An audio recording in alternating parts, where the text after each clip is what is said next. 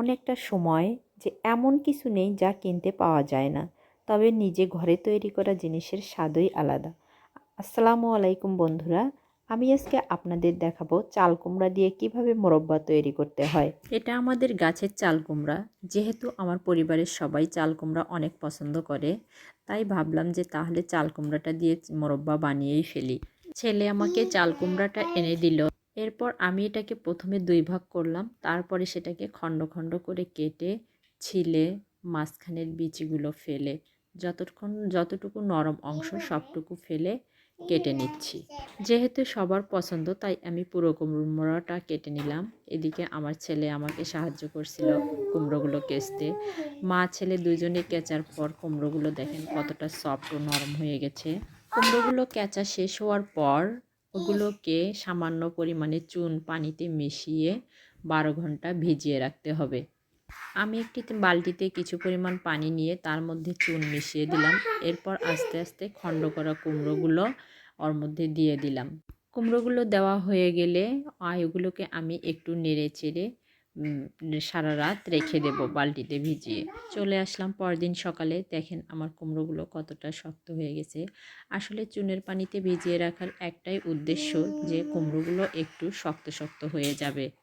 এবার এগুলোকে আমি সেখান থেকে তুলে পরিষ্কার পানির মধ্যে রেখে কমপক্ষে 5 থেকে 6 বার সুন্দর করে ধুয়ে নেব।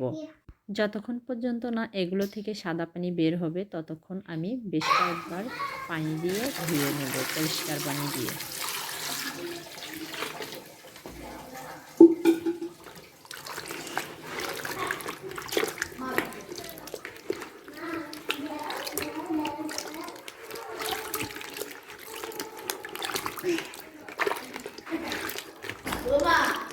কুমড়োগুলো ভালোভাবে ধোয়ার পর এগুলোকে আমি পিস পিস করে কেটে নেব।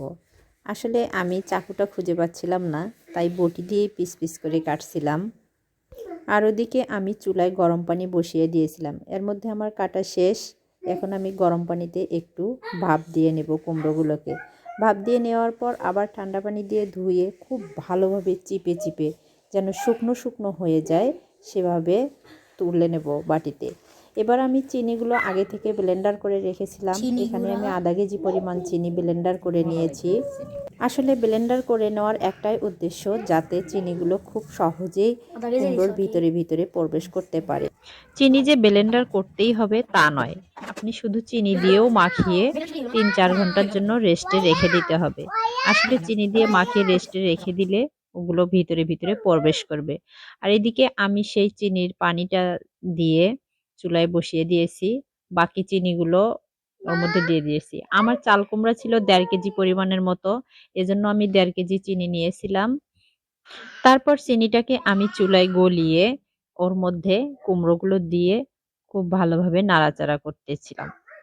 আসলে এখানে মোরব্বা তৈরি হওয়ার পর কুমড়ো কুমড়ো যাতে ঘ্রাণ না থাকে এজন্য কেউ গোলাপ জল অথবা এলাচ ব্যবহার করে। আসলে আমার কাছে গোলাপ জল ছিল না, তাই আমি 2-3টে এলাচ থেতো করে দিয়েছিলাম যাতে কুমড়ো কুমড়ো ঘ্রাণটা না হয়। এদিকে আমার নাড়াচাড়া করতে করতে যখন দেখবো যে চিনিগুলো আঠালো আঠালো হয়ে গেছে তখন এটাকে নিচে নামিয়ে আরো একটু নাড়াচাড়া করে চিনিটা মাখিয়ে নেব।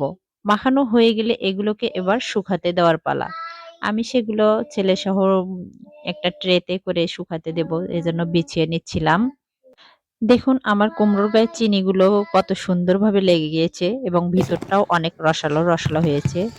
এই তো দেখুন রোদ থেকে নিয়ে আসার পর আমার মোরব্বাগুলো কিরকম পারফেক্ট ভাবে তৈরি হয়ে গেছে, অনেক সুন্দর। আসলে আমি কখনো মোরব্বা তৈরি করিনি, এইবার প্রথম হিসেবে আমার মোরব্বাটা অনেক সুন্দর হয়েছে। আমার ভিডিওটা যদি ভালো লেগে থাকে অবশ্যই বন্ধুরা লাইক কমেন্ট করবেন। ধন্যবাদ।